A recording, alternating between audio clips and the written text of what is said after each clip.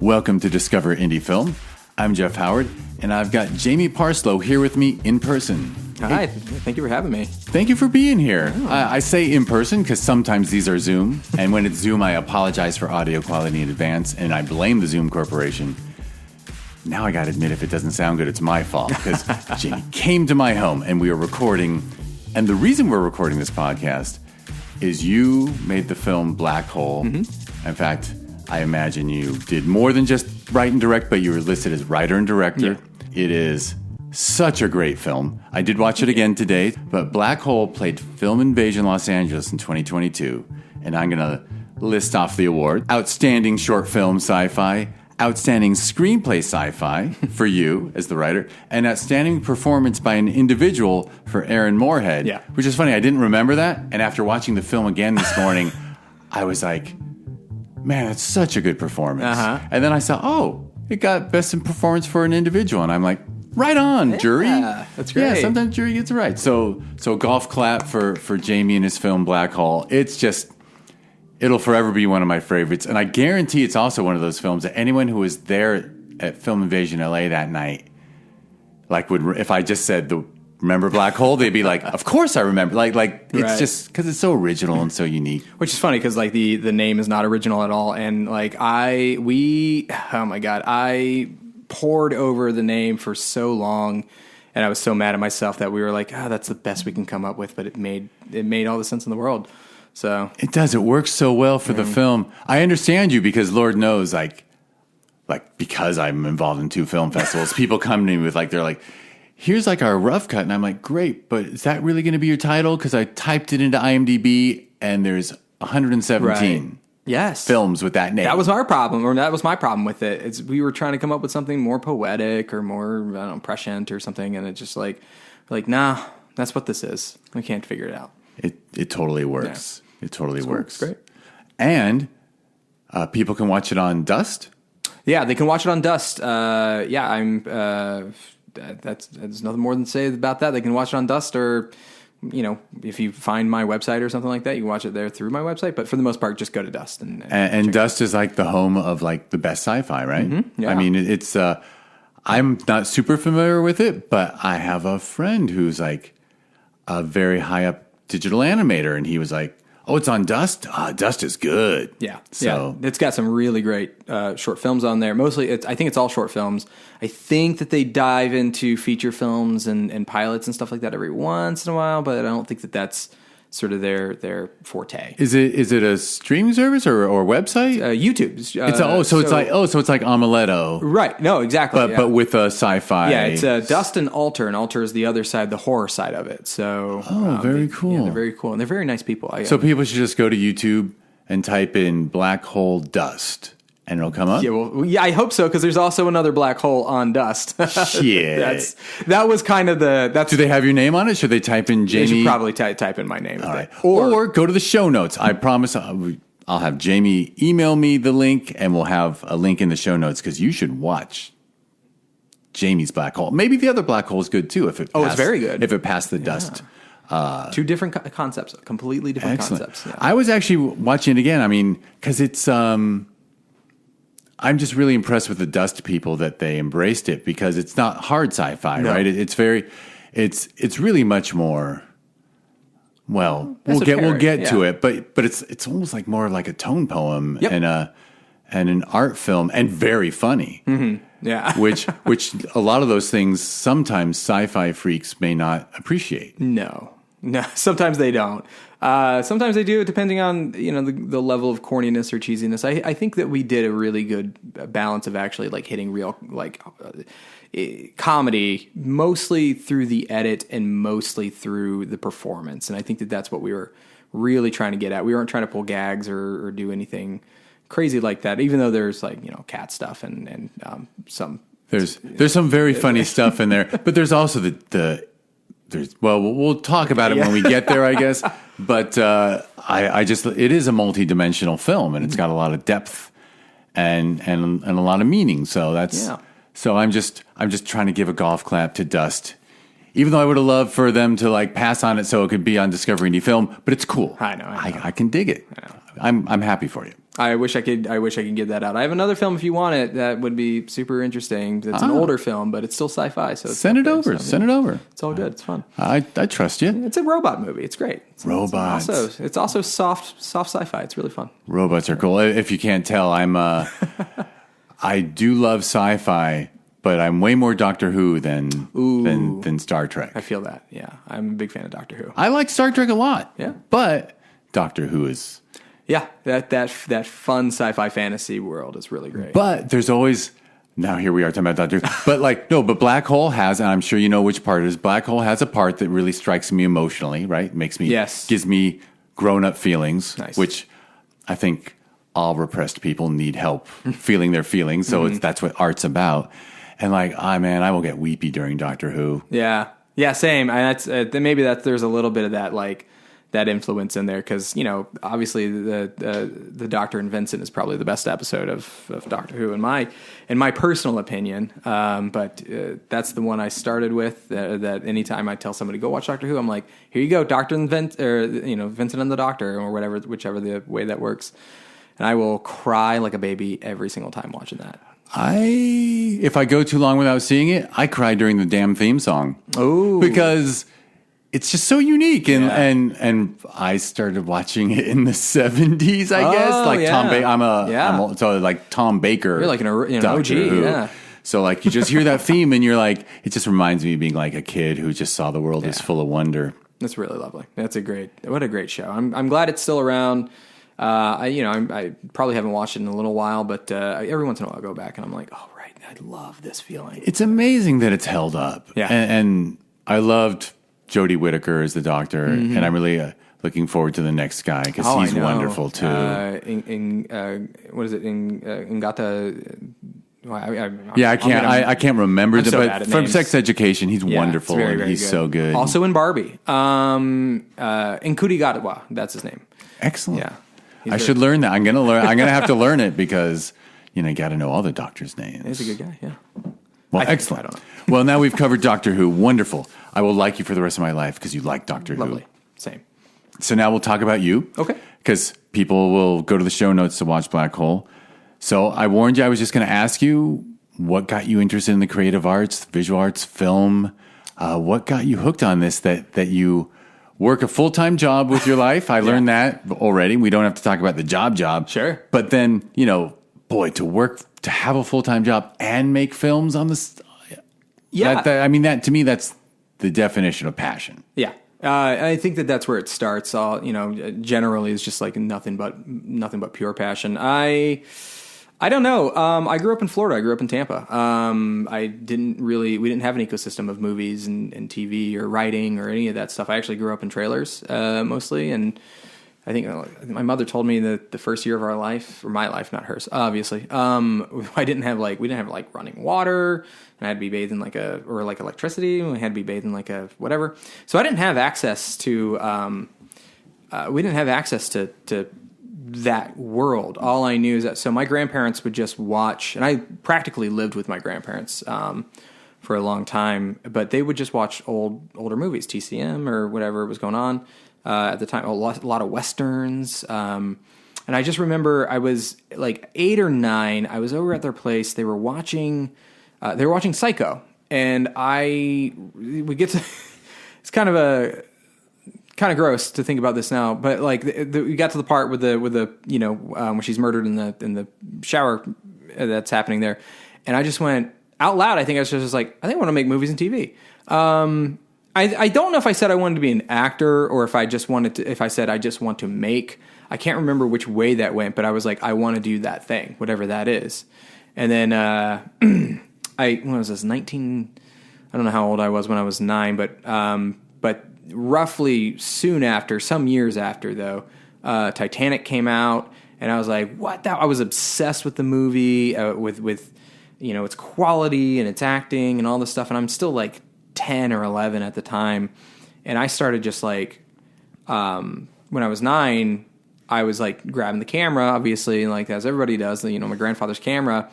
And I wasn't recording anything, but I remember my brother was a toddler, and there was this ab machine, but in my mind it looked like a sort of looked like the cockpit of a starfighter kind of a thing.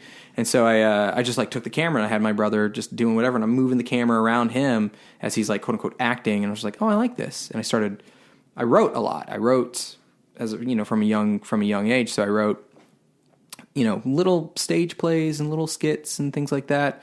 And so when Titanic comes around, we more or less, my sister and I were just so obsessed with it. We more or less wrote our own version of what Titanic could have also been, but from like a different perspective, I guess. And we like conned some neighbor kid to come over and help us out.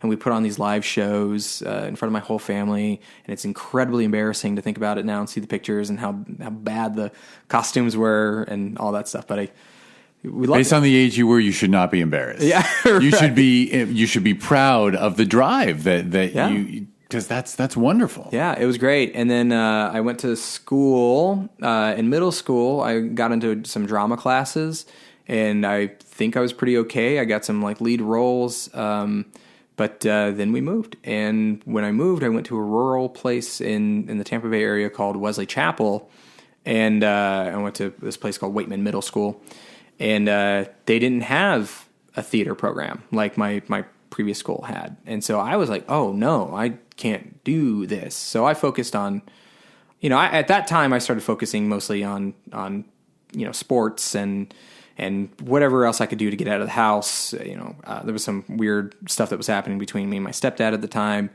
And I was like, I need to get out. And so I would just hang with my friends, but I would have these ideas, concepts all the time. And I would just be pitching them out of nowhere. Like, wouldn't it be cool if these esoteric, watchers were just like commenting on everybody's life, and weird stuff like that. And then I get into high school and I found out that there was computer technology classes, which I was like, oh, that means like becoming computer literate.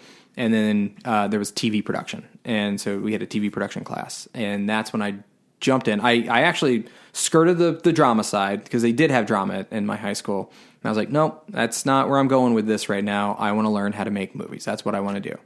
And so that's where I started making. Right, because there were cameras at the TV production. Yeah. And live theater is wonderful, but you were inspired all the way back to Psycho on TV. Yeah, that's what I wanted to make. I didn't care about the performance side. It was sort of the performance side was a means to an end. The writing was a means to an end. But I saw those cameras and I was like, we're doing that. And then I learned to edit. I'm 14 years old. We learned to edit. We learned to shoot. We learned to do, a little bit of this and that, make a music video.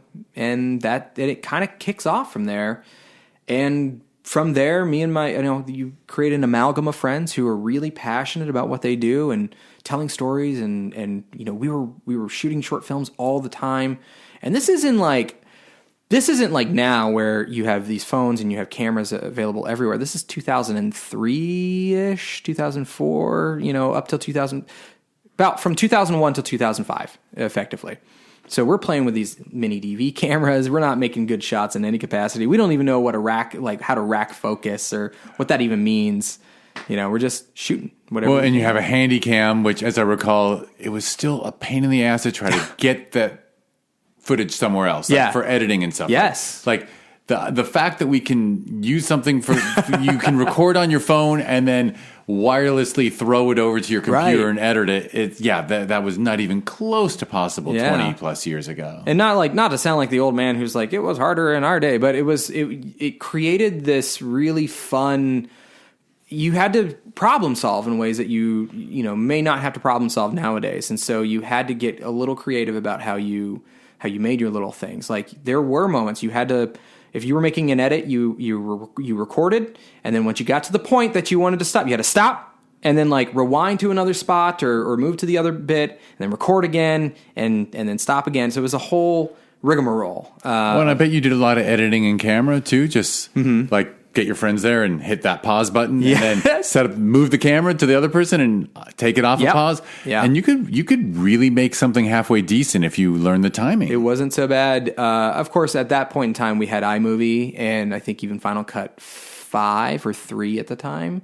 So it was like in its infancy, but it was still, nonlinear editing programs weren't really, the mass produced thing that they are now. You can't just back then it was like, oh, if I'm going to do this, it's going to be $1,000 for this program or whatever it was at the time. So, I had to more or less graduate up to the point where I was allowed to edit on the Final Cut machine. And then I really got into it. And then, once I hit 18, that's what I pursued. I, worked on as many projects as I could, as many movies as I could, that came to Tampa, because there's not a lot. The first movie I worked on was my friend Julian, who now, he lives out here, or he's lived out here. I now live out here with him. I just celebrated my 10 years out here. And he had a movie that he was directing that with his dad. And they were like, hey, we need somebody to help us out, a PA on the day. And I was like, cool, I'll do that. I quit my job at Target, and from there, it just took off. I was like, oh, yeah, no, I love this. This is great. And then And that's just, you graduate high school, and you were just looking to stay creative. Without a question. I started writing a feature film right out of high school. I was in my grandparents' house. I moved back in with my grandparents. And I was trying to write a script. I was bad at it. And it was not good in any capacity, but it was one of those, like, I'm doing this. This is fun. So it just never left. And I would just write short stories anyway. So short stories beget short films and so on and so forth. So it was, that's where the passion was. I mean, I think it's been proven, and I can't, but I will just say it, because you can just say things that aren't true and people believe it. But no, I think there's a lot of evidence to show that short stories make better films and cinema than novels. Like novels, it's always actually a tough adaptation. I think they've discovered now that the TV series, where you can do like 10 to 15, multiple hours, you can tell that novel story. Yeah. But, Blade Runner, blah, blah, blah, like short stories lend themselves to really interesting films. Beautiful, yeah. So I think the short story starting point was also great. It was great, yeah. And probably you were probably writing kind of visually anyway, I bet. Yeah, I was. I think, I was writing a lot. I was, between 18, I guess like between like 16 and 21, I was writing a lot of like metaphor and a lot of, I don't even know how to explain it. I was reading a lot of Kafka. That's what was happening. I was just reading a lot of Kafka, a lot of Bukowski, a lot of, I don't know. That was really, I mean, that's high-end literary major shit. Yeah. Like that's, that shows you to be a very smart person. I don't know. I think. I don't think so, but well, we can disagree on it, but I'm from Florida. What's the education like out there? So. I didn't say well educated. I said smart. And I definitely think there's a lot of proof that education and intelligence, hopefully they go together. But yeah. But no, Kafka and Bukowski. I loved it. It was one of those. That's cool stuff to get into. Yeah, I think I read Life of Pi, and that changed my sort of perspective on what I like to read. And I was like, oh, this is it. This is the stuff I like to read. There's metaphor involved. There's a good story involved. I'm engaged, and it's almost a timeless type of thing. I hit Kafka, hated hated Metamorphosis. I don't think that was a good story. All of his other stuff, though, in the penal colony, and you've got The Trial. You've got what was the other one that I really loved that was never finished? It's The Warden of the Tomb. I love The Warden of the Tomb, and it's not finished, but it's one of those like, oh, I love where you're going with this. This is great.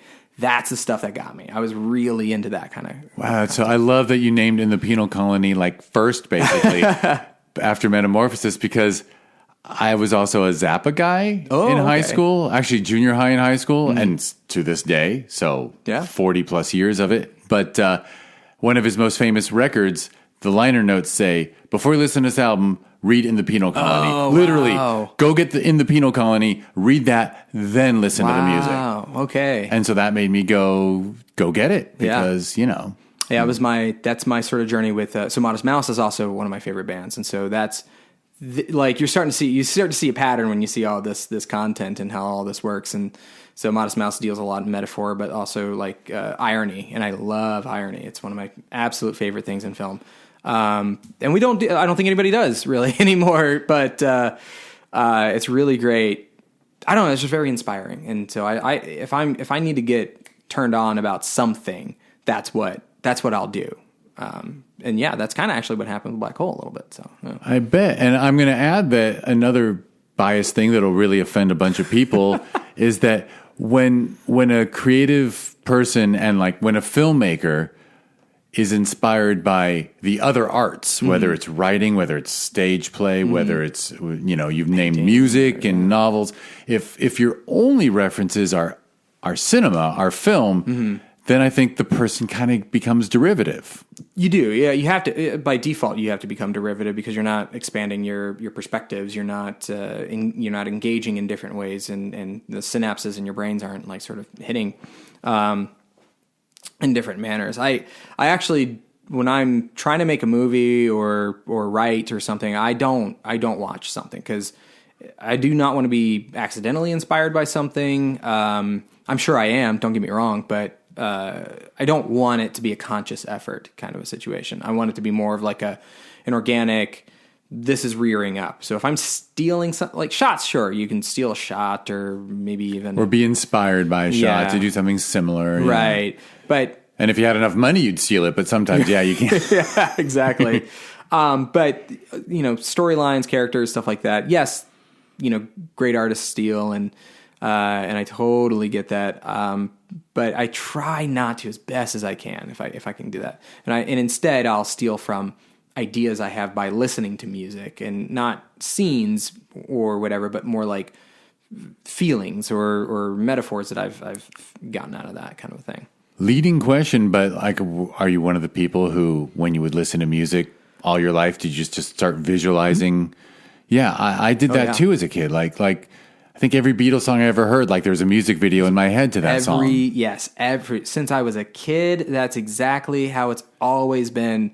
I see a full visualized like thing in my head, and I'm like, that's it. That's cool. That's I've always wanted to make music videos. I've only made like 3, but I don't know bands well enough, like personally, to manifest that. Yeah, it's a whole different beast. To get into that world. But once you're in, I know a couple of people who are in, and they get to do quite a bit. And then you make your music videos for $3,000, and you have to fight for food. You know what I mean? Like that's the hard part. Like there's no money in it, and that's sort of what I think keeps a lot of people out of it. But for sure. Well, before you get to Black Hole, so you mentioned music videos. Yeah. So when was the first time like you wrote and directed or directed or made a film or short or music video? Like when did that happen? When did you, not like as a project when you're in high school or something, but like a little older, like after you helped on that Friends? Yeah, when you sat down and said, I'm making my thing now that I've...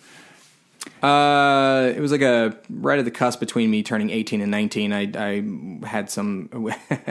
Actually, Aaron helped me come up with the title on this one. It was called, oh God, I can't remember the name of it. Not really important. Relativity, I think, is what the name. No, that was a high school project. I take that back. Moorhead helped me on a high school project name called Relativity. So you've known your lead actor since high school? Yes. Yeah, we've known each other because and you're both fucking good. Yeah, we met at a film festival when we were 17 in high school, and then we've just been good friends since then. A whole crew of us have been really great. Almost all of us, I would consider best friends. So, but yeah, what was it called? Not really important. All it was is it was the two people looking at someone's life and sort of judging from afar. I started that when I was younger, and I was like, let's just go shoot that.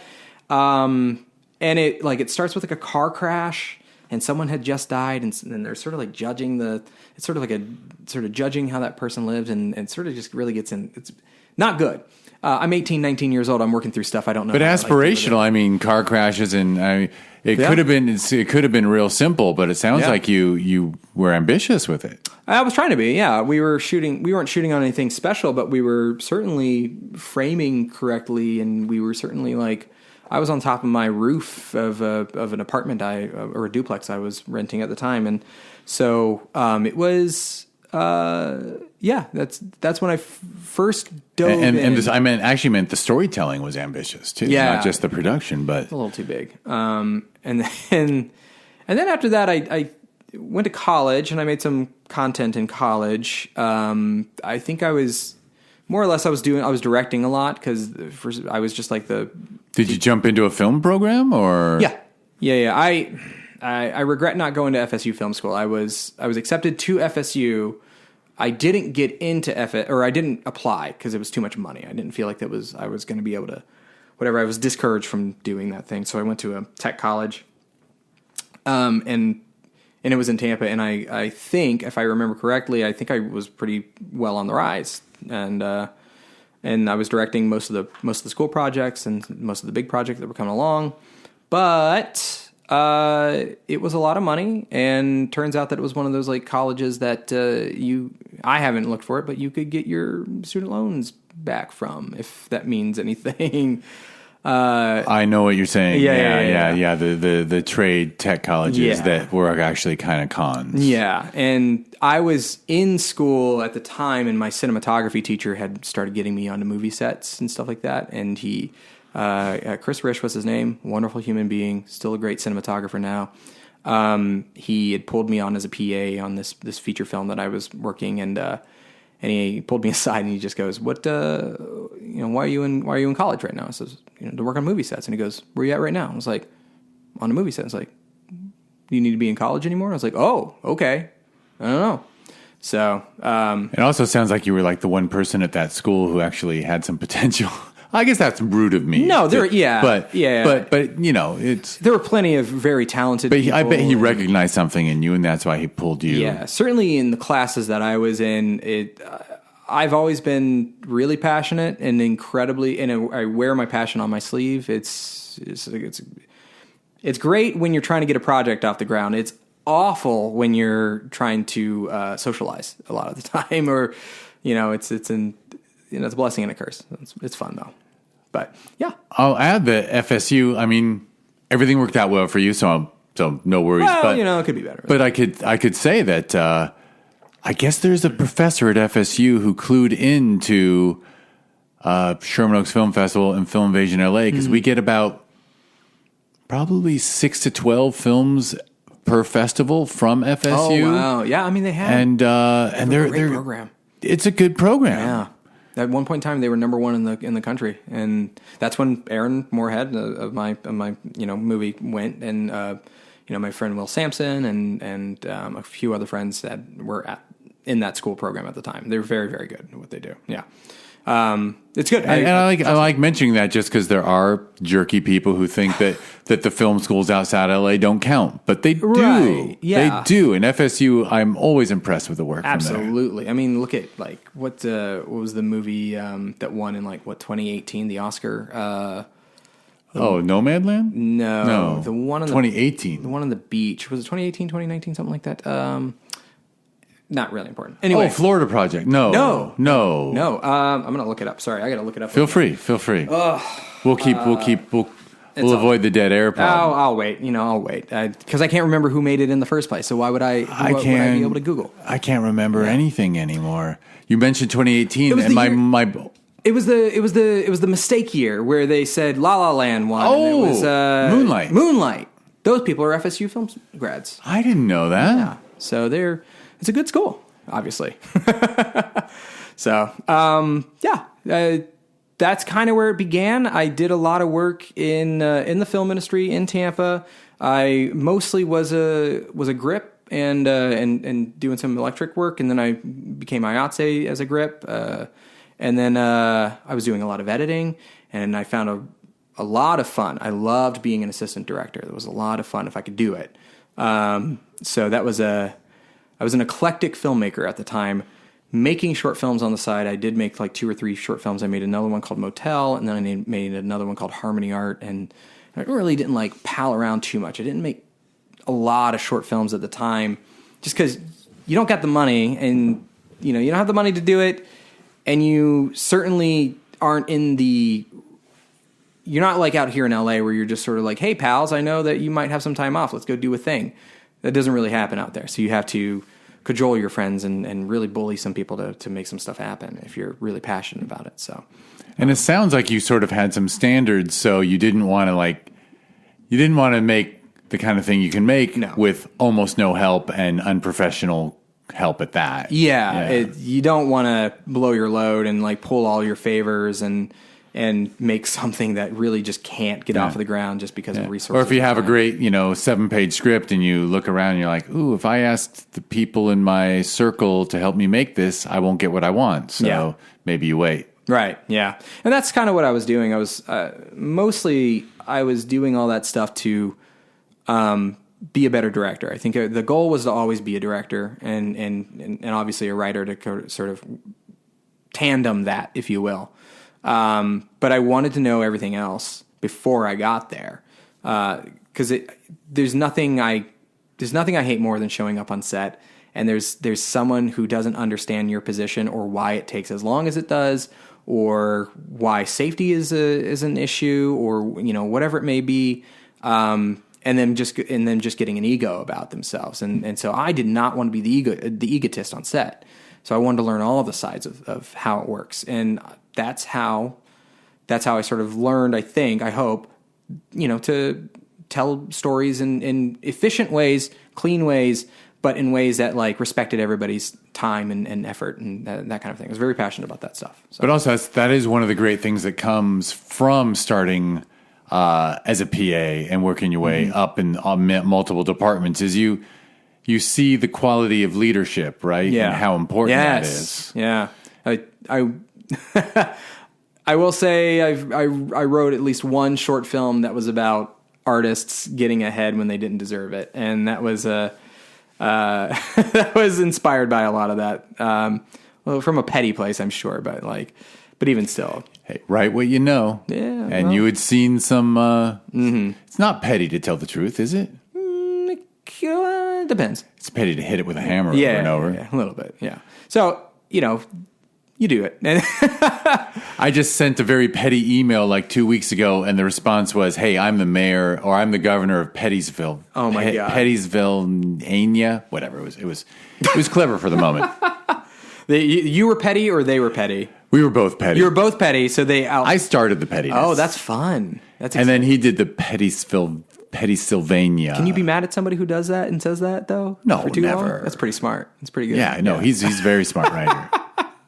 That's where it all started. I moved out here about 10 years ago I had. Well, what made you decide? Okay, Tampa's Tampa. I'm gonna head out west like the cattle rangers. That was a few things. All my friends that I made movies with between the ages of 16 to about 21 or so moved out here. I stayed because of financial reasons mainly, but also I think I was dating somebody and I was just like, oh, this seems like a good thing, and obviously that didn't work out. But I stuck around because it was one of those things where I was kind of coming up a little bit. I was making a little bit of cash. It seemed like I was moving upward. I did join the union at one point in time, so it was like, oh, I'm doing stuff. I'm actively making my way up. And then Florida, as backwards as it is, they cut all funding for movies and TV and stuff like that. No one came to town. I think at one point in time I made $300 in 1 month. So I had no money. I had blown my car had died. And so I took a regular job as a marketing guy who just basically did videography for some company for a friend of mine. Really great guy. He gave me a really great opportunity. But I was after 3 or 4 months, I was I've saved the money that I think I need to move to Los Angeles. I bought a car and I drove out here because I was it's not going to happen here. It just isn't going to happen. And the people who I think thought that it might have happened out there, I think they were just so very optimistic in ways that I couldn't be optimistic. And I, in all reality, I really do still love what happens over there. There's still great stuff that gets made. Some of the best filmmakers in the country are there, and some of my closest friends. But for me, it wasn't happening. And especially if I wanted to direct, especially if I wanted to do all that stuff. So, all my friends moved out. I moved out, and that's how it happened. And the fact that it sounds like there were incentives, there was production incentives, which most states do. Mm-hmm. And it shows when a state government cuts those incentives to bring productions, jobs dry up. You lose jobs, and that was those incentives lead to more tax revenue for the municipalities and the state. And cutting it, although it helped you because it pushed you this direction. Sure, yeah. But that was the lack of foresight. Absolutely. And here's the thing, I love Tampa. If I could make movies in Tampa, I would. But it's a matter of finances. It's a matter of, having the resources to do the thing that you need to do. So that was a big bummer, and I had to restart. I had to come out here and actively start. The first thing I took was an AD job on a feature, but then I had to go back to PA work, and I had to go back to grip and electric work, and I had to do edits and, start writing and stuff like that. But that started begetting more work, and I didn't realize how fast it could move out here when it comes to like working. If you're good, if you're even nominally decent, you're probably going to be working a good amount. If you show up on time and don't say no to anyone when they ask you to do things. Right. Weird. But not that many people have those two qualities. No, and a lot of people will say, well, I'm a creative, and then I'm actually too good to show up on time and say yes to And so but it also shows that you were a quality person who making an effort and doing quality work. So that is great that you were able to establish yourself. It was fun, and so I worked real hard to get to where I was, and then I ended up taking a producing job with a company, and I worked there for like 4 years. I started making a lot of short films, a ton of like one short film a month, anywhere between the $15,000 and $50,000 range for that company. For that company, we were doing short films based around themes. It was a company called Loot Crate. We were doing these themed short films that complemented the boxes that they were going to have. They were like mystery boxes they'd give you. And we were putting these little projects together. Like those online, like people would go, that was a thing where people would buy a mystery box and they'd pay whatever, $100 a month. Something like that. And once a month they'd get a box and you just open it up and find out what you're getting. Yeah, more or less. And they were actually putting short films in there. No, not in the boxes. So what we would do is it was a marketing tactic. You paid like $15 or whatever it was a month. And our marketing tactic was effectively like, hey, here's this themed video that's coming up. And, we would hire pretty decent sized actors like Tony Todd or like, or we would have like Alan Tudyk or like whoever. Like we had these, Dante Bosco or whatever it was. It's just these people that would come in. We would do these really cool short films. I've blown up cars in the desert, and we've done this just really cool stuff.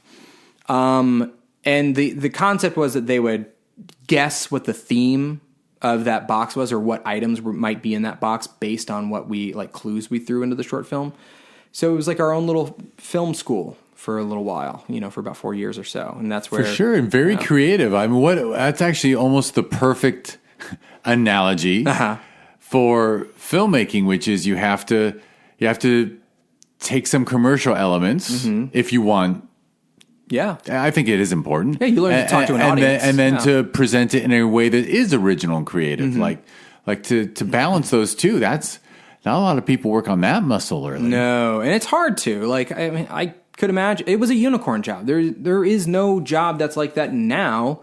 It was rare then. It was in the height of that sort of YouTube, storytelling stuff with Rocket Jump and all those other film or like the short filmmakers before it all turned into vlogs and stuff like that. Now, we were riding that high, and it was really great. We made national commercials and did some really cool stuff.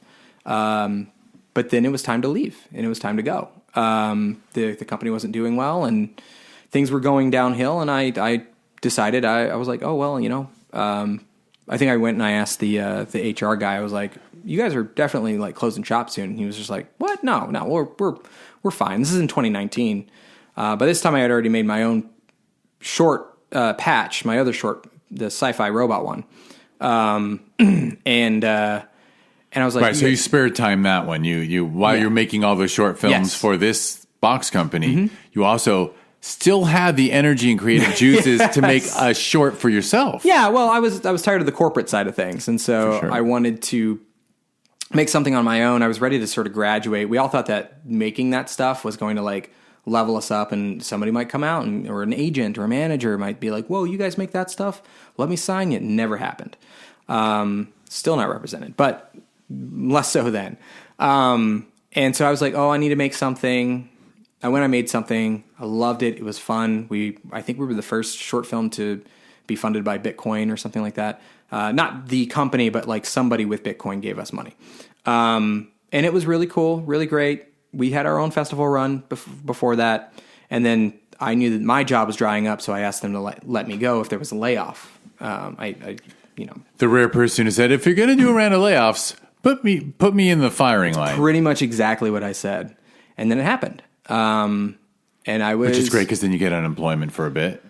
I didn't collect it. Oh. What's funny is I never collected it. I don't know why I didn't do that. I had savings that I was just like, I'll keep this. You got integrity or some terrible thing like that. I don't know. If I had $1 for every actor and person I knew who like managed to get unemployment like just in between gigs, I'm like, really? Doesn't that seem unethical? And actually, my dad had a best friend from Korea. He was served in Korea who worked at one of LA's unemployment bureaus, and he was like, are you collecting unemployment? And I was like, no. He goes, well, you should. And I was like, well, damn, the people on the inside are saying, it's in your between money. Every film, you should go. Absolutely. You are actively investing it in your own. And I never collected it either. We're in the same boat. I made the mistake. I was like, oh, right, that is just my money that I have been putting into the state that I didn't take it back. I was an idiot.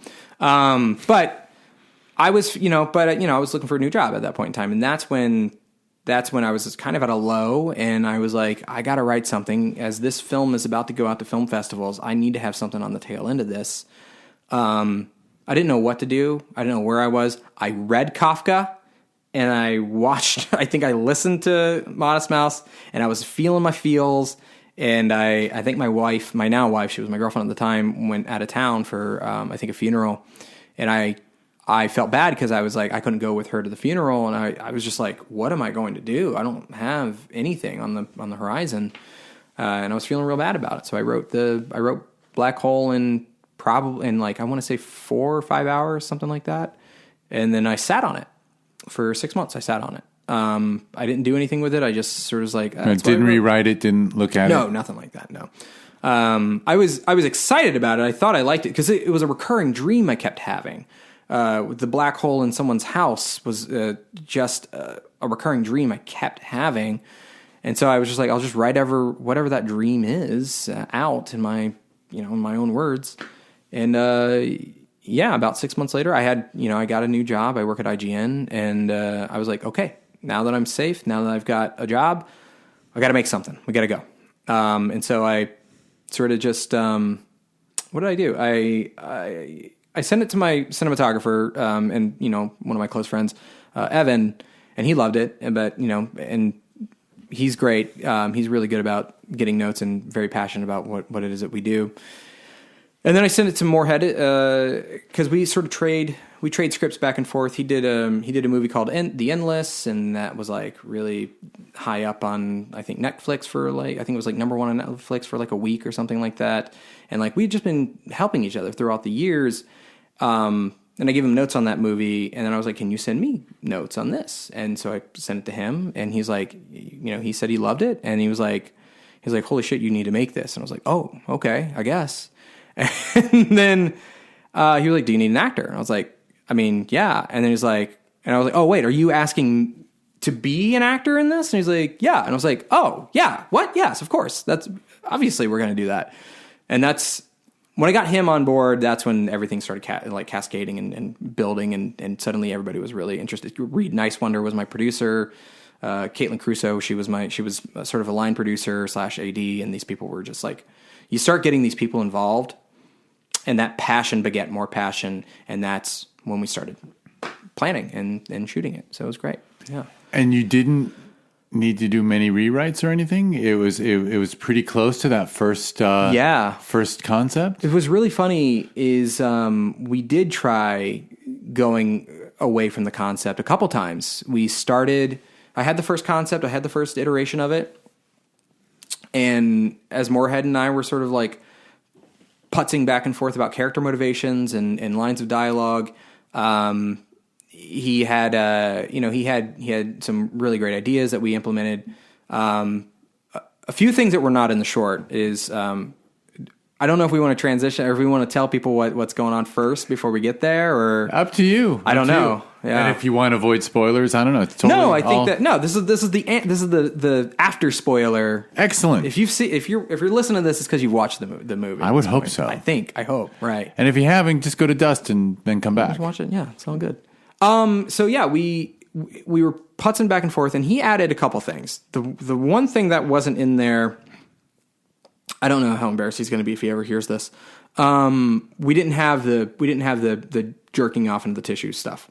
I think it was, I don't remember what it was, but it was something not that. I think it was just throwing trash in the black hole.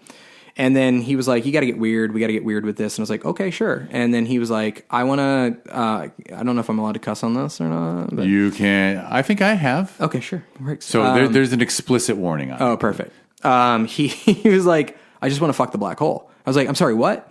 And he was like, I just want to fuck, I think like I want to put my dick in it or something like that. I think someone would have. Yeah. And I was just like, well, yeah, but then like they'd get sucked in. So I was like, I don't think that that's something that they would do. And my wife and I sat and I sort of just soft pitched it to her. And I think we were like, I don't know if that's going to work. But I was like, you know, I think that, I don't know who said it first. One of the two of us said it first. I want to give her the credit, but I also want to take the credit.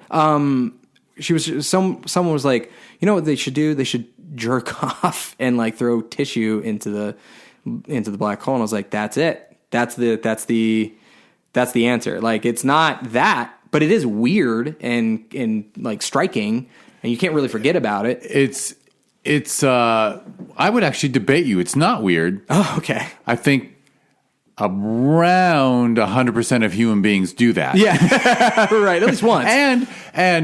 And women are, or most women are fortunate and don't make a mess, but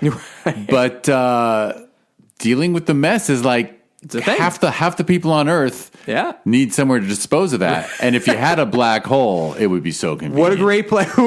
No evidence. It's right? Great. It's gone. Right. So we were just like, that's the and answer. Honestly, it's one of the things I love the film, but I think the honesty of that when you see him jerking it, I'm like, you know, you see it in films. It's not like I never see that in film, but like there's just an honesty. Like, it's clearly a film about depression, and it's clearly, or there's a analogy to it, and emptiness, and we've all been there. I'm depressive at times, and deal with it in my ways, and I think we've all been there. Yeah, there's some, and some so it's just so natural to the story. Yeah, and so, but it adds an element of honesty. Is what I was trying to say. So I would say he could have pitched it as, let's be really honest, and then. Yeah. throw the tissues at the black hole. Who does all this? That's all. Yeah, it's because it's not weird. It's honest. Yeah. And so I think that it's really the only thing that was added to the script.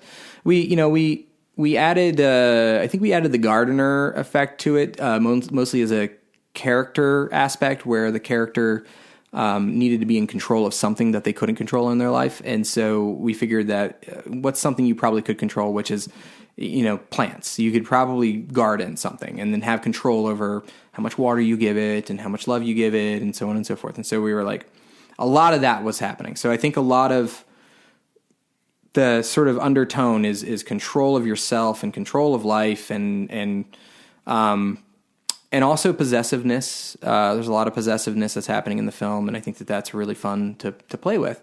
So, but most of it, the words almost invariably were the words that started at the beginning. The sequence of events are all minus the added masturbation sequence. The sequence of events are all exactly the same. It almost did not change in any capacity. And then when we went to post, I think Aaron didn't love what he had to say. So he tried doing it on his own, and it just didn't work for what we were trying to do. And then so we went back and we said, let's just do it the way that we had for it the originally. voiceover. And yeah, that's almost. It almost didn't change. And his voiceover performance is excellent. Did a great job, yeah. Yeah. Did a very good job. It's very surprising to hear that there was talk of changing it, because the voiceover is kind of perfect, in my opinion. I don't know. I think... But there's nothing wrong with trying something and then going back to what worked. Yeah, and that's screenwriting 101. It's go big and then let somebody tell you to go down. You know what I mean? That's what we were doing, and we went down, but we found a middle ground that worked out for all of us. So I think it worked super well.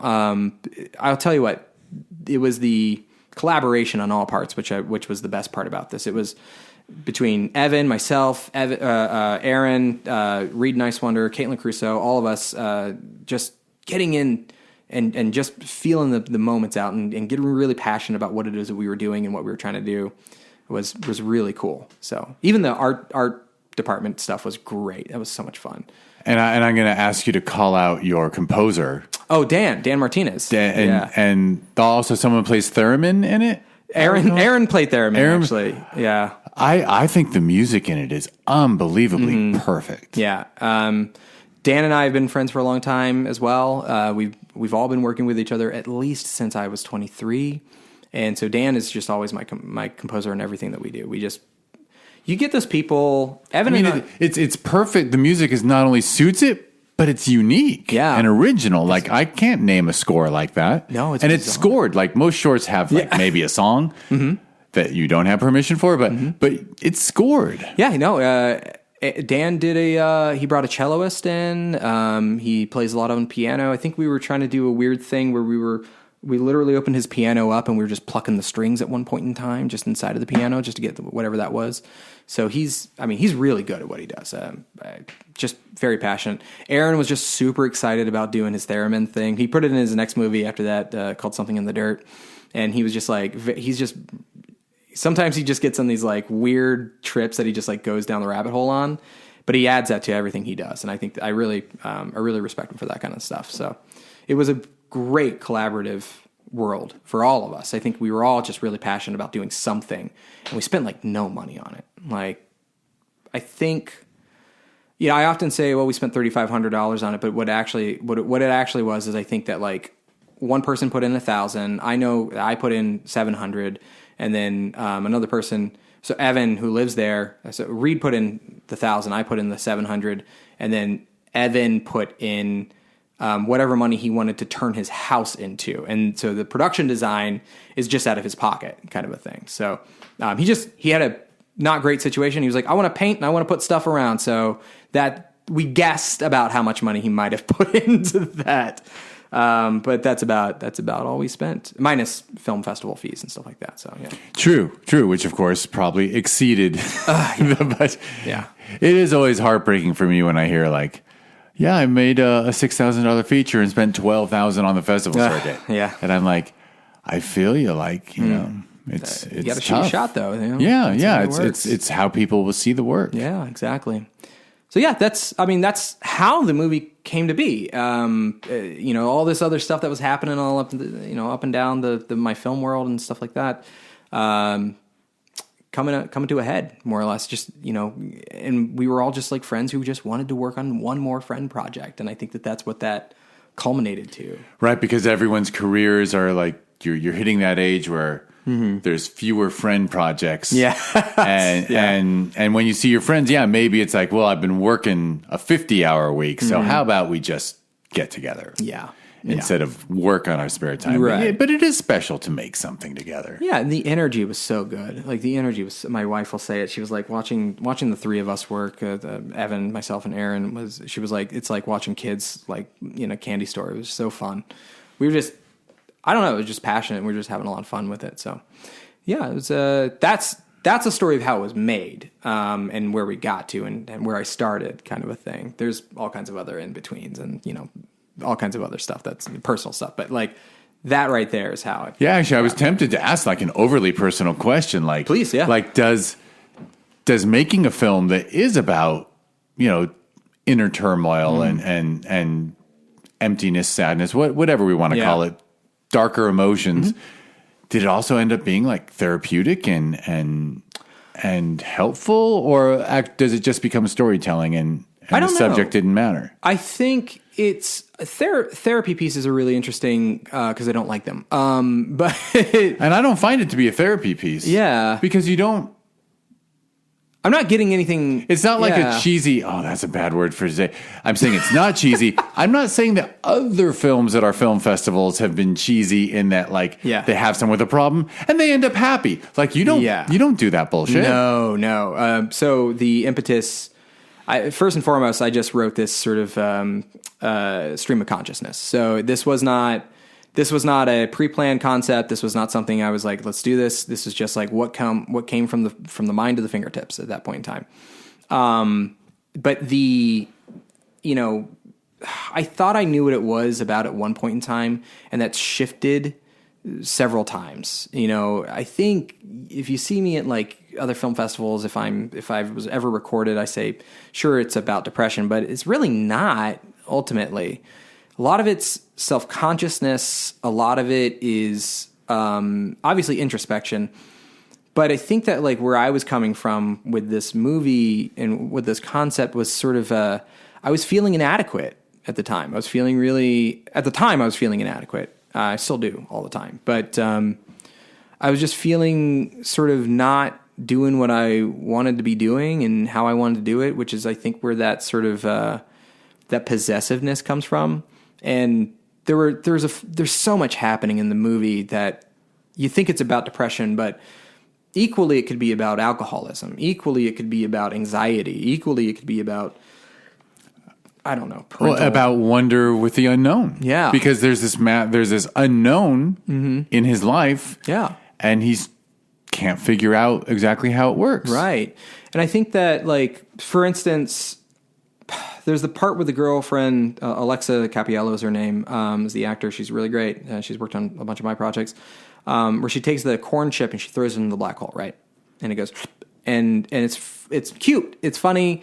But then Aaron sort of stares at her a little too long, almost like, is he going to murder her? Is he going to throw her in the black hole? We didn't know. Like, as a matter of fact, I think Aaron was just like, can I just try this take? And we're just like, yeah, let's do that. And then the very next cut is him stabbing the dirt and like very frustratingly stabbing the dirt. And the concept being, this is my black hole. This is my identity. This is my thing that I own.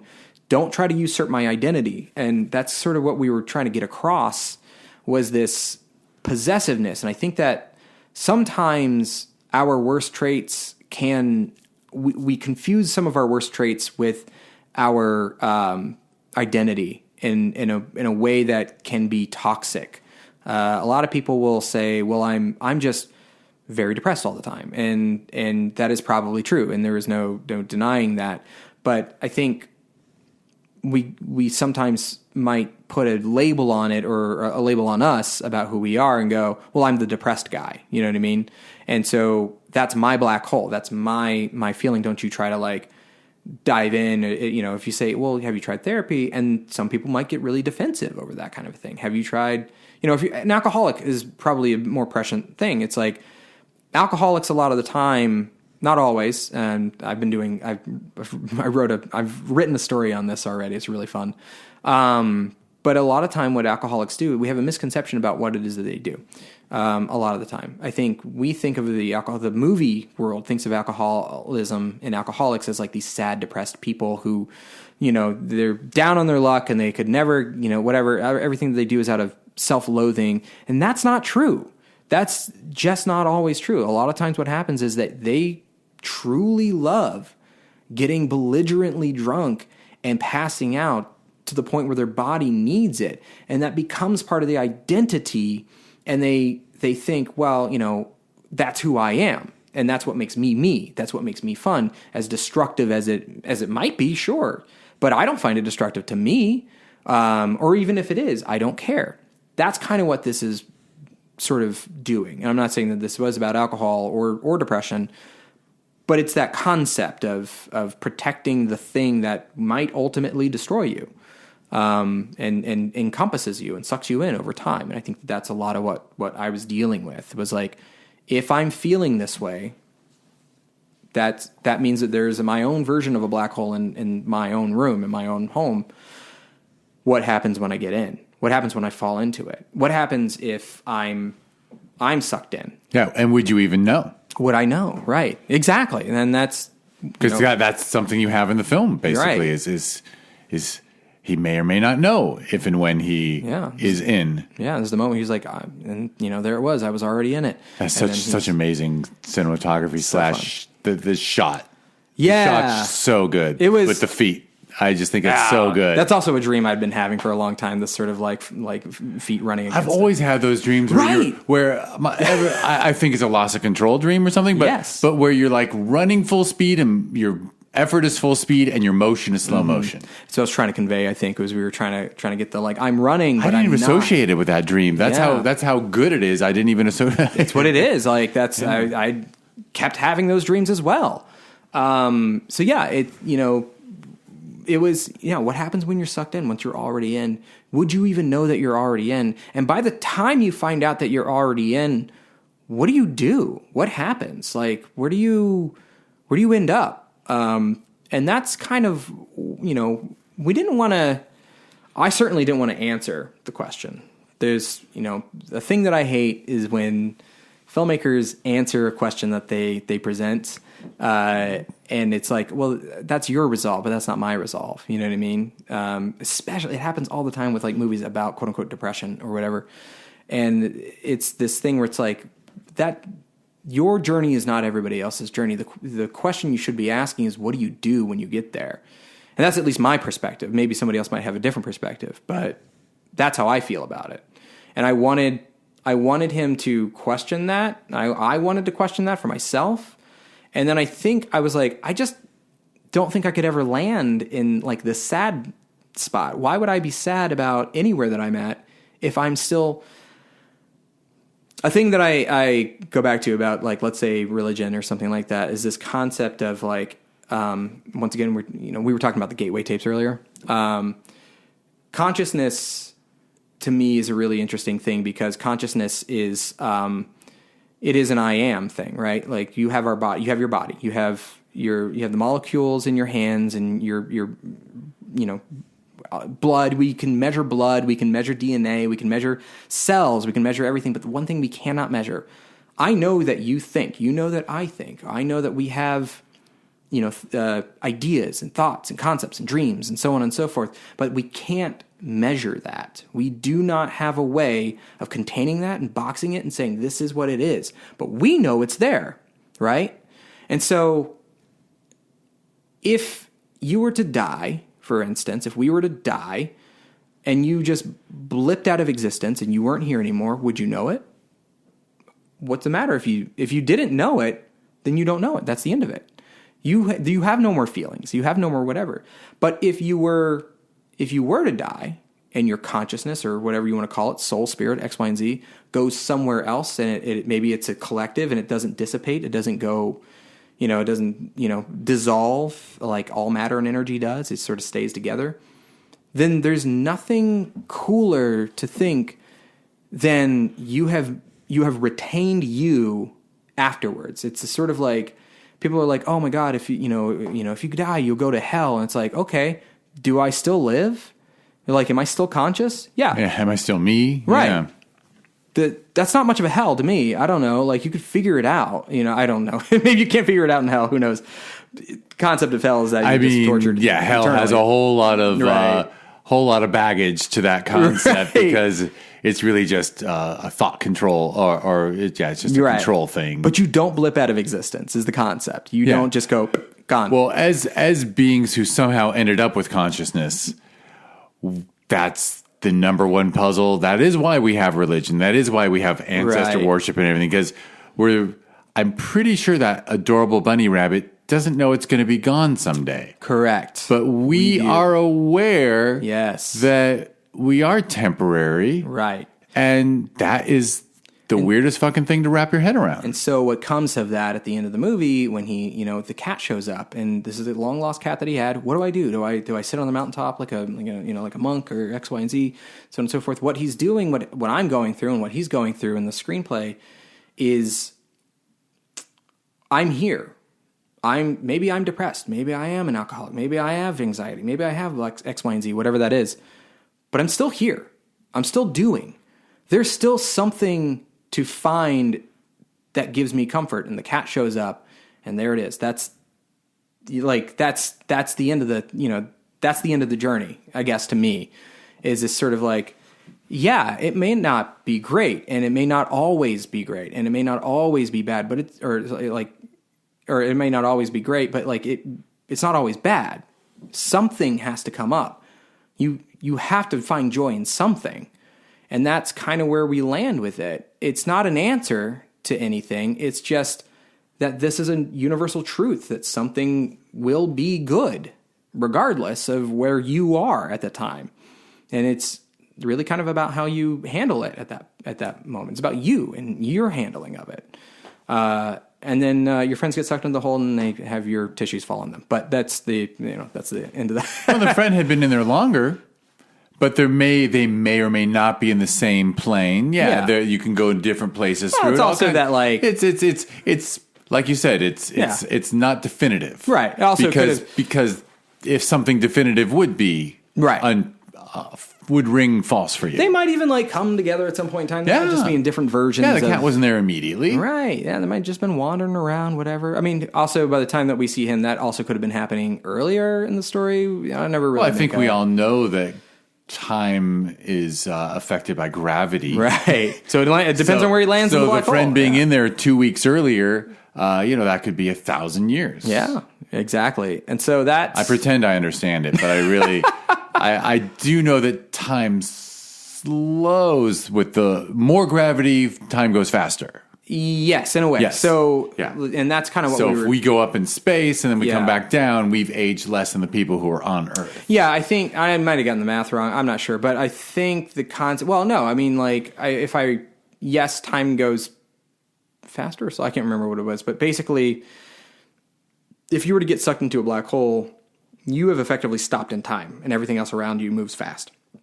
Everything else is going. That's sort of what we were trying to convey. Was that like, at least we were trying to do it from a scientific point. Right, because time doesn't even exist under that level of gravity. Right, exactly. And so, who knows? All that stuff is coming Honestly, back to him at some that point was in time. another one of the things I loved about the film is I remember I used to be like the kind of nerd who read the magazine Newsweek cover to cover every week. Oh, right. And I remember reading about like the idea of micro black holes. Is that the term? Yeah. Micro black holes, and that they could be around, and they could even be what dark matter represents or something. So I just loved seeing like a creative person take this idea that's sort of out there and like only probably a few hundred physicists actually understand. Yeah. Like I don't get string theory. I don't. I certainly don't have the time to figure shit out anymore. In college, I read Brief History of Time, but it doesn't make me an expert. It makes me a dilettante. I know that we got ragged on the size of the black hole and what it would have sucked in at that time, and even the accretion disk and so on and so forth. And people got technical with They got real technical with it. Like, gotta love a sci-fi nerd. It's so good. It's so funny because I was just like, hey guys, one of my favorite things is reading some of the comments and people are just like, is this a metaphor? I can't tell. I'm like, I don't know, man. Like, maybe, I guess. Best answer. Not a metaphor, an analogy. Right. Figure that. Go Google those two terms. And so like, it's a simile. Nice. I love those types of things because it was like, I don't think that's the point, man. I love it. I don't think that's the point. It's a visual representation of something that like, I think we all feel, and we're trying to be a little scientifically accurate. We're not trying to like throw it out the hole. We're not trying to, whatever. I love the line like when he's like, I know one thing I know is that it's the same from every possible side. Yeah. Like it's not changing. No. And that was partly a scientific fact, but it was also partly a resolve on our part because we didn't want to do a 3-dimensional sort of like you didn't want to show it affecting the environment, like ripping part of the room in and stuff. Yeah. We didn't have the money for that. That would have been a pricey effect. It would have been a very pricey effect. And so, sorry, that's me. I have an alarm every night that says right. Good for you. Yeah. So, at 9 p.m. Yeah, at 9 p.m. every night. I have an alarm at 10 p.m. that reminds me to get an avocado out now for tomorrow morning's omelet. Fair. That's smart. You're a writer. I eat omelets. But anyway. The thing about the black hole is that we had actually initially wanted to do it with a practical effect, which we did actually do. We actively, I have photos of it. I think it's on the black hole site or the Instagram. But we had actually gotten, we couldn't get Vanta Black because that's like behind a copyright or something like that. So we ended up getting Black 3.0 and putting like a ball together and painting it in Black 3.0, which like eats light. And then we took Ryan Berman is his name. That's a paint that's so black that it doesn't reflect anything, basically? Or Right. minimally reflects. For Yeah, sure. yeah. I know. I remember reading just recently, like they came up with a blacker black paint in the last year or something, right? Oh, really? In the last, this was. But they keep like the idea that they can, the idea that there's paint companies or college professors and Right. grad Black students beyond working black. on like creating a paint that's an even blacker black, like from which light can't escape. Like it's wild. And so we were trying to do that practically because I just like practical effects generally. That's what I did in my last movie. We built a robot out of actual parts and we didn't do any CG or anything like that. We just if we saw a wide shot, it was very wide, and we put an actor in a suit and had them do whatever. So I like doing practical effects. And we did the black hole Vanta Black thing, and then we took see-through vinyl records, and then we just warped them to make the Corona. And then we just took a Leica and just shot the Leica at the back of the thing, so that the light could refract back into like Aaron's face, and like you could see it on the ground, and you could see a shadow and things like that. And then it's very creative and very like industry old hat. Roger Nall just gifted me the VFX of the final VFX of the black hole. He's like, he actually just sent it to me. I like so the weight effects environment around it was a gift. That's so cool. Yeah, and the best friend or the friend being was that. That was a mix between Moorhead and myself in the VFX world. Moorhead's much better at VFX than I am. I could just put the thing. I did some VFX. I did like a 3D Earth in there that spins and stuff like that. But he was able to put the montage stuff together through whatever. I don't know. He's got some magic that he uses in After Effects to do that kind of stuff. But the suck in of the friend was my. I think that was my doing initially, and then he cleaned it up. And then the door warp is mine for sure. We had a tracking camera or a tracking dolly that let us do 2 or 3 takes of the same exact move every single time. Actually, just used it on a commercial yesterday. So we used that a lot. So we used the tracking marks, and then we got the physical thing, and then we removed everything and made a plate. And so we just like dropped everything in on it. So it's really cool. Very innovative, fun, way to make a little baby movie. I mean, indie film is I don't know what percentage, but it's a big chunk of it is just problem solving. Yeah. With creativity over money, which I think is one of the things I love about it. Yeah, absolutely. So, it was cool. It's, since then, it went on a really great run in the film, in the film festival world. Well, it's so unique. I mean, first of all, it's 6 minutes, I think, right? 8:02. 8:02. Yeah. So it's like perfect programming length. Yeah. And it's just so fucking good and original that I would be. I mean, I imagine there were festivals that passed, but but they're idiots. I mean, because like it's the perfect festival film. I mean, not that you made it to be that, but you know what I mean. Like it's smart, it's funny. Yeah, it's deep, it's interesting. Like it's visually great. Yeah. It's well acted. It's well shot. I mean, it's got kick-ass music. Like, come on. Like, it's the whole kit and caboodle. I would love to pull someone aside. Why'd you pass on it? They're like, well, because it was in 7 other festivals. Probably. First, in some. It tells you something about Film Invasion LA and our team that like you probably did list like, I've been at these 20 festivals, and we're like, I don't give a fuck. That's a great movie. We're going to show it to our people. You know? I really wanted to make sure that like we had a home movie for sure, because we really only had, I think, 2 with Film Invasion it was 3 I think LA showings, but it went everywhere else. I think it went kind of across the world. I guess it went all the way to Helsinki at one point in time, Paris. I don't know if it made it to London, but it made it somewhere else over there. We went to Fantasia. And sadly, no one gifted you a budget where you could fly to 50 countries or whatever, do a world tour. I was so disappointed to not be able to go to every single one of them. That's, I mean, I understand your pain because I know I see some people who, I guess they're trust fund people or something, because I see people who like do a festival in another part of the world every weekend, and I'm like, Wild. The film is great. how are you able to? Yeah. Do you have a job? Do you have pictures of Bill Gates with a hooker? What's going on? I don't know. And God bless those people who have that kind of luck and that kind of, those kinds of resources. Nothing I've ever had.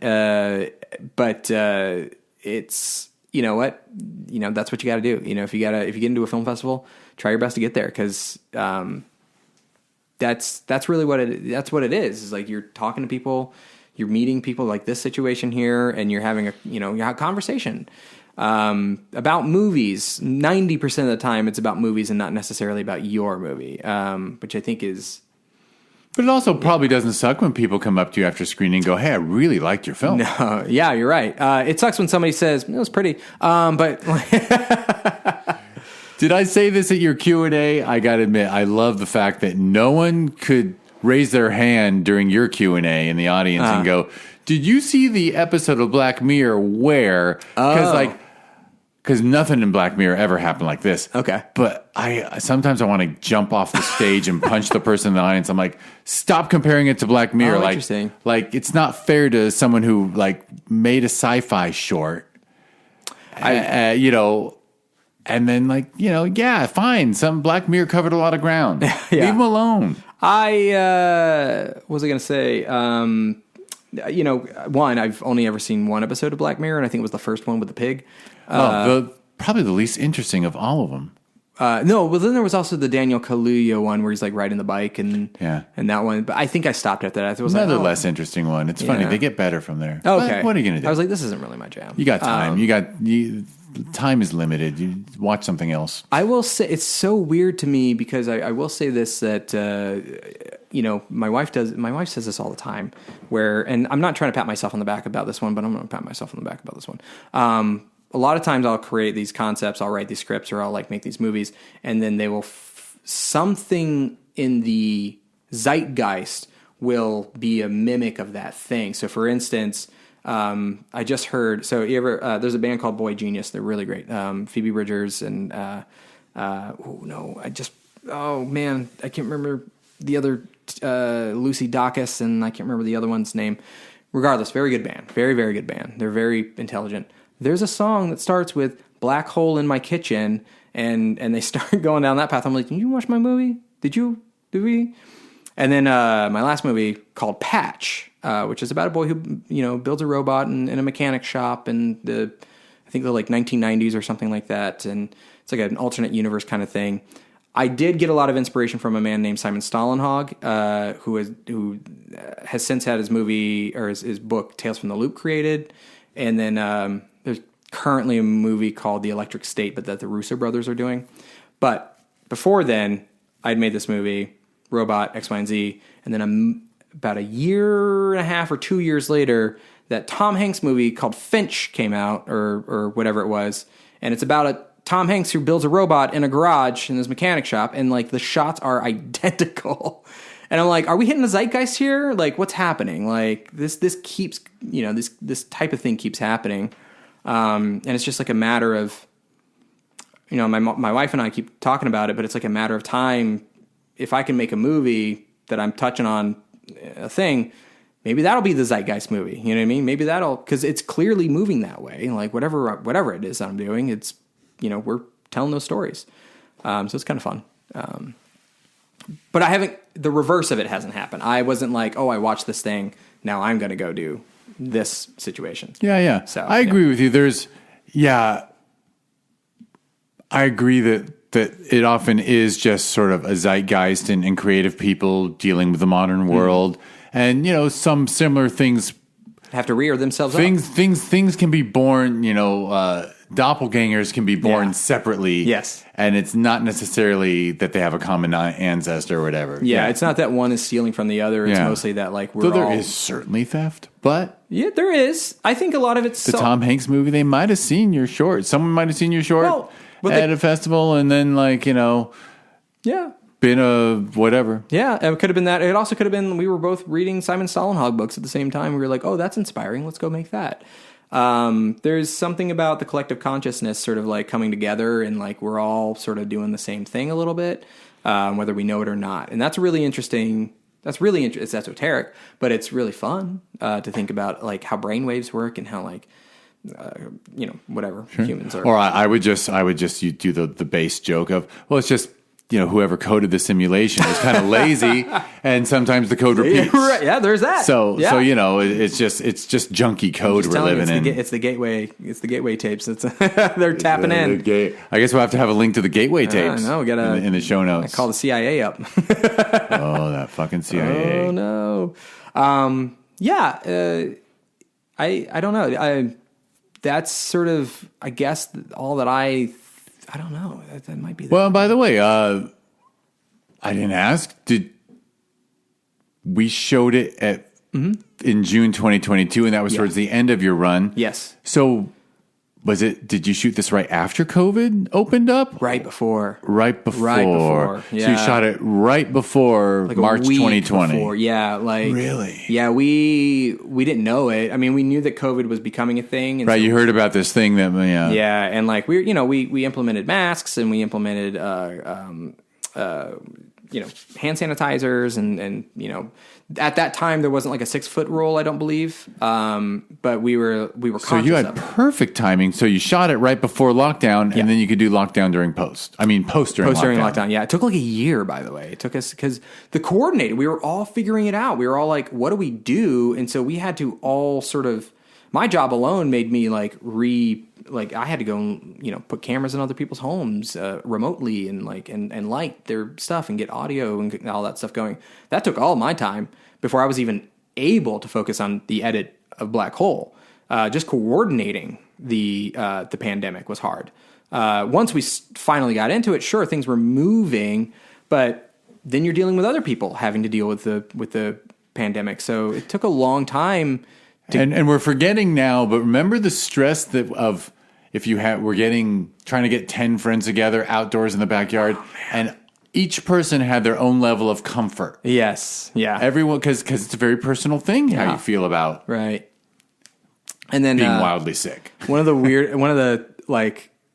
It's unfortunate that a lot of people were like, you know what? It's actually, I take that back. It's not unfortunate, because what I love about this is that I've had many people come to me and tell me, wow, I got this thing out of it. I didn't even know that you were trying to say that thing out of it. One person was like, this is, I cried because I was dealing with my anxiety. And the other person was like, oh, this is definitely like a movie about the pandemic and about, so, and I was like, no, not even a little bit, like not even close. Years before. Right. Yeah. And I was just like, not at all. And so coming out of it, it's cool that someone might be able to find their own thing out of it. And this is what I was saying before, where it's like, I thought I knew what this thing was and what I was saying, but I wasn't saying one thing, I don't think. Nor does it represent one thing. It really is an internal, if the black hole is anything, it's your interpretation of what that thing is. And you take that home with you. That's not for me to decide. I'm not here to tell you that it's about, feeling bad about yourself or sad or whatever it may be. That's a you thing that you can take. And if you can apply that to something that you've been feeling and apply the sort of lesson out of it, that's great. That's all I want out of that movie. Also, I want you to laugh. So there's that part of it too. So it's fun. Absolutely. Yeah. Absolutely. And then there's a thing about the beauty of life too, and the beauty of this universe. So. Just existing is a miracle in and of itself, and it really is. Yeah. And that's the thing. And that's part of that monologue that happens in there, where he's just like, I saw everything. And the concept for me at least was like, it's a fucking miracle you're even here to feel sad in the first place. That's awesome. That's cool. Like, that, we know that the universe is mostly empty, and that old, this hand, if you got small enough, there's space in between all the carbon atoms. Yes. Like there's space. Yeah. We're not solid. No. That's what's keeping us from like floating through the walls or whatever. And the concept that like you exist, not only that you exist, but you exist, you die. And somebody, I forget who to attribute the quote to, but they said that humans and people and life is the universe experiencing itself, understanding it, seeing itself. And I think that that sentiment is awesome because it's true. If we're made of stardust and a sun exploded somewhere and all those elements came together and created whatever we are, then we are of the stardust, and therefore we are the actual universe, and we're looking outward and saying, whoa, that's happening. So it's cool you can do that. Because I tell you what, a cat can't do that. You know what I mean? Like, a firefly can't do that. Or maybe they can, we just don't know it. But ultimately, it's cool. Yeah, we would have to know what consciousness actually is. Exactly. And so when he's going through that, I think that's what's happening is when he says that, he was alone and he's sad and he's upset, but then he sees all of that stuff happen. And that's, to me, just like, that's it. That is the silver lining. That's coming to a conclusion on something in the universe that you were even there for the journey to begin with. All your plans, all the things you've ever wanted to do, they may not happen. And that's okay. Because you were here to be a part of it anyway, and that's rad to me. I just that's what I take out of the movie personally. But, absolutely, absolutely. So, yeah, it'd be awesome if if you got plucked to be the next showrunner of Doctor Who down the line. I think I'd have to be British. That's the kind of thinking. Do you? I guess you do. Yeah. I don't know what it's about the Brits and sci-fi, but yeah. So do you write all the time? You have a 9 o'clock thing, so be honest with you, you write every night? No, I don't. But you come close. Or it's an idea to try. say I'm still doing. Hey, shut up and do the thing. Even if you're not doing it tonight. I forget to turn it off. I try to write as much as I can. Life is hard. Life, gets in the way. Not in. You got a wife. You got a dog. You got a job. Yeah, got to do it all. And a then career. Yeah. Well, and then so I'm writing 2 features right now. I might be working on a third. I wrote a feature. I'm working on the second draft. I'm writing another feature. I have not quite done a first feature film as a director yet. I've produced a feature film or 2. Certainly I've worked on a ton of them, but I've never finished. Until last year, I had not finished a screenplay, and up to this point, I have not directed a feature film. But I think it's time. I'm ready. I put in the good work, and I've got all the friends, and I've got all the X, Y, and Z's. It's just time to go and make that. So I've been working on. I wrote, and why make a great 8-minute film and then follow it up with a great 15 and then a great 30? Why not just either do 8 again or go to 90 to 100? Exactly. And I think that's where I'm at right now. I'm more than happy to do another short film. I'm ready to do. I have one in mind. I would like to do, or might turn into a feature now at this point in time because I like the title too much. But the thing is, I wrote. Yeah. So last year I wrote about alcoholism actually, and I don't think I'm an alcoholic in any way, but I was having more drinks than I should have, especially during the pandemic. So I wrote something that based on how I felt and self-consciously about it. But we were talking about the alcoholism and how I don't think movies get that right. So I wrote a version of it that I think might be sort of more truthful and honest about how that works. But then it is also the soft pitch is that it's about a geneticist or whatever who gets kidnapped by a cult and is he's like an atheist, and he's told to either sober up and clone this cult's very real interdimensional god or be fed to it. And then he has to survive not just withdrawals, but also this cult and the beast and so on and so forth. It's really fun. Dumb.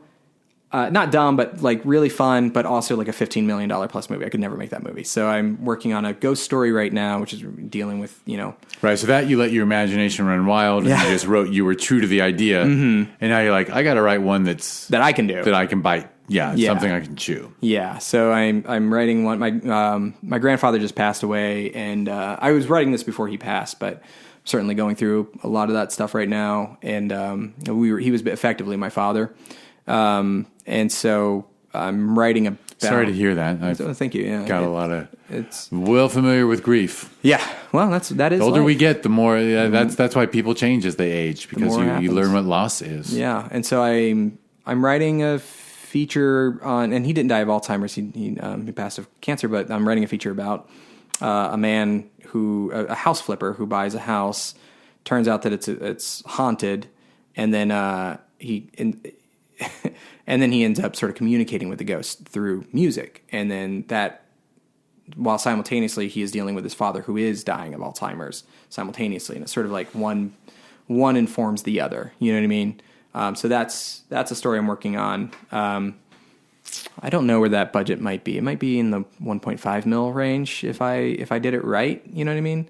Could do it for cheaper, sure, but who knows? And so now I'm like, maybe I should write one more just to get it, a smaller, even smaller one. I have a friend in Zion who I could probably get like a Utah incentive and then shoot a movie out in the woods. And currently I have a very close friend of mine who has stage 4 cancer, and he's probably not going to make it. And so I'm dealing with a lot of that kind of, whatever that is right now, that grief, that anxiety that's coming along with that. And I've had this story long before I found out about this, but it is about somebody who is passing and has to sort of handle their own death. And how do they handle an oncoming death? And so they sort of decide to do one last trip out by themselves into the woods, and then a friend finds them and they sort of connect. I think I may switch up the perspective, but it's a movie I could shoot. Very easy, very small, passionate, that kind of a thing. So it's it's a universally human story. Yeah, well, I mean, we all have to come to the conclusion of it. It's how you handle it when it comes to you. Is if you have even the time to figure out if it's coming to you, you know. So it's an interesting, and how do the other side of it is how do the people in that circle deal with it themselves, and how does that reflect upon us?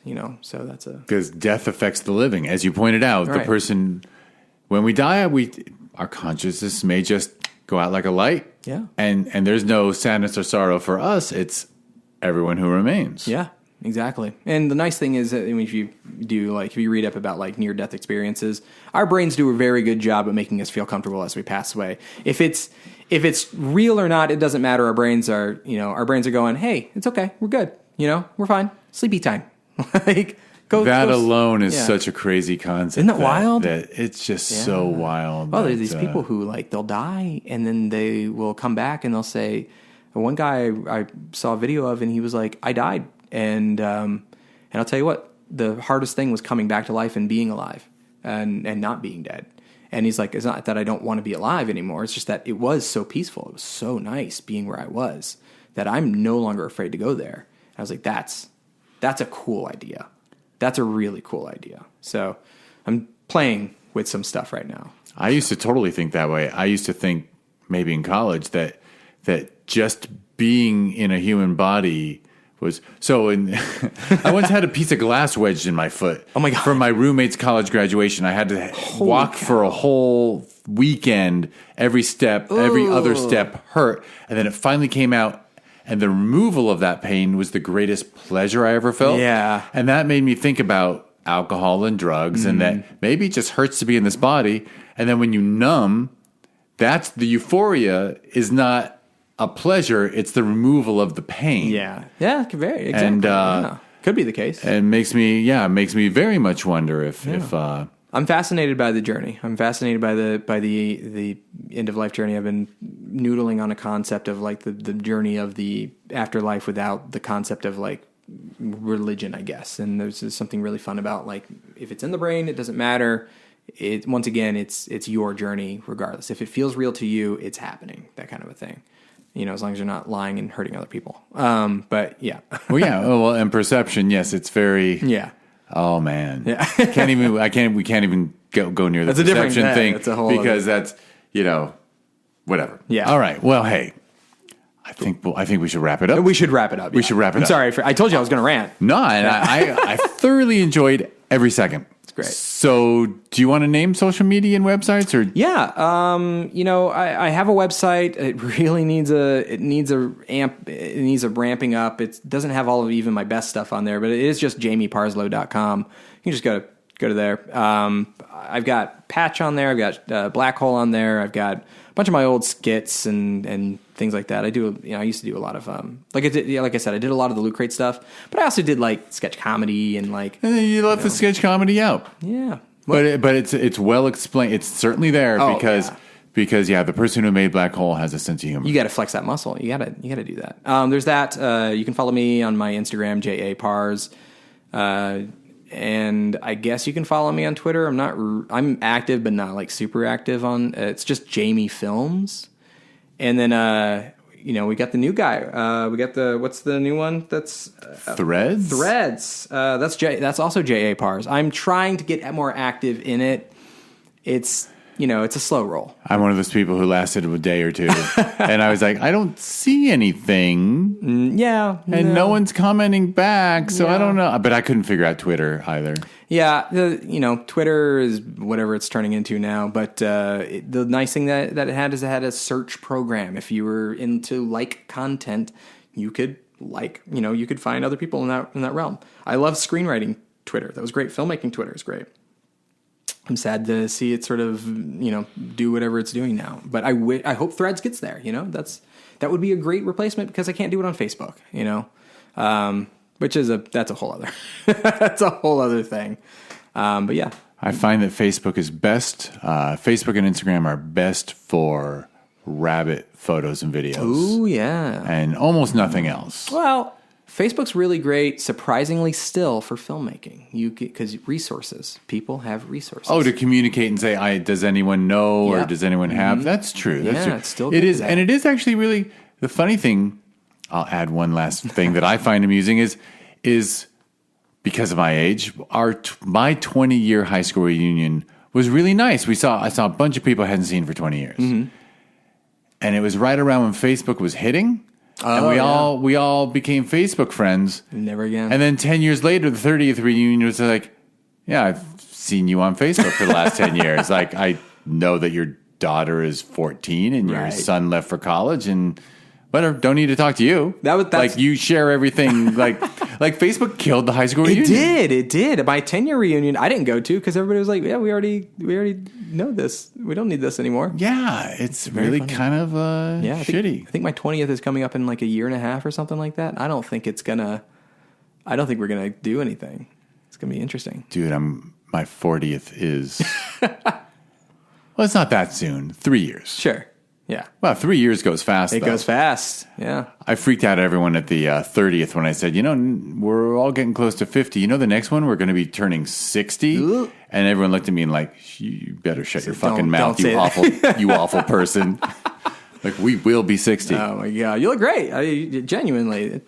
I'm jealous. I wish I'm not going to. There's something about a shaved head that no one can guess your age. Oh yeah, that's true. I got the grays down here in the beard area. Yeah, I'm getting that. When my beard gets long, it's Santa Clausy. Yeah. It's I kind of embrace the grays. I like the grays. It's kind of fun. Yeah, a little aged up. I have a young voice, so like there are two things I have a hard time respecting: people who dye gray hair. Ooh, because I like gray hair. You should just bring it in. Gender free, gender neutral. I just embrace gray hair all day long. And toupees, or hair plugs and stuff. I'm like, I can understand the new hair plug. I can understand the new whatever the surgery version of that is a little bit because it actually works from what I hear.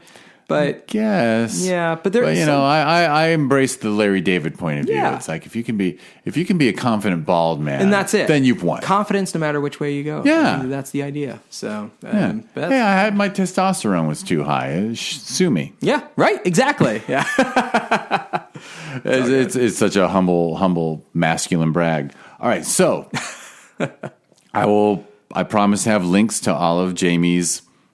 All those social media things and the website, but jamieparslow.com is something people should be able to type. It's hard to type your name wrong, right? It's hard to misspell it. I have to imagine. Oh, unless you spell it Jaime. Or if you put an E, it's PRSLOW. It's not parse like parse things apart with an E at the end. Right. I guess someone could stick an E where it doesn't belong. To par slowly. If you were playing golf, you would par very slowly. I guess. I don't know. I got par. But in a slow way, yeah. I like it. I guess. I think it's a weird. It's not even supposed to be my last name in all reality, but that's a whole other story somewhere else. Yeah, I know. I never ask people like what their origins are, what old country do you come from? Oh, right, yeah. Because I'm assuming you're not indigenous to North America. Me personally, no. My great grandmother was. Yeah. Oh, cool. Yeah. Cool. I knew her till she was about 93. I was 11 when she passed. We were young. this family, other than, up till me, we were going fast. So fair enough. All right. Well, let me get us out of here with my quick wrap up. Thank you, everyone, for listening. Thank you, Jamie, for coming in. This is the Discover Indie Film Podcast. If you want to learn about it or the TV series that was born from it, just go to discoverindiefilm.com. That TV series is on Amazon Prime Video. So if you want to support indie filmmakers, just go to Amazon Prime Video, hopefully on a big-ass TV, because you should not watch films on a phone. But I realize a young generation just thinks I'm crazy.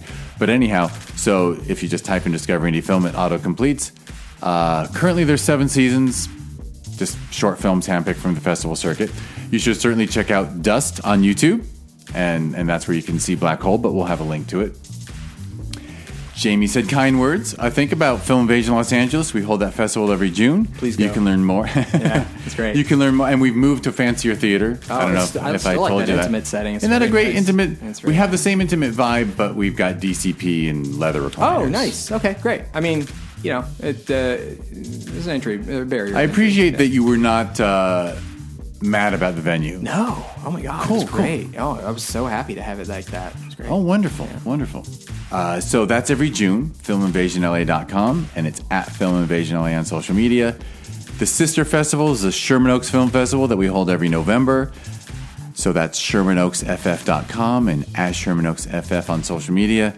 And the last thing I'll mention is, because I have no respect for my personal time, for shits and giggles, I did something called TVHi. You just go to watchtvhi.com, learn what it is. Mostly just wonderful indie films, some stand-up comedy, some vintage cinema like Nosferatu and stuff that's public domain, and just it's a streaming service, smart TV app on Roku, Amazon Fire TV, Android TV, Apple TV, iPhone, Android mobile. Just download the app TVHi and see if you like it. It's all really good shit. Jamie, thank you again. Thank you. And thank you, everyone, for listening.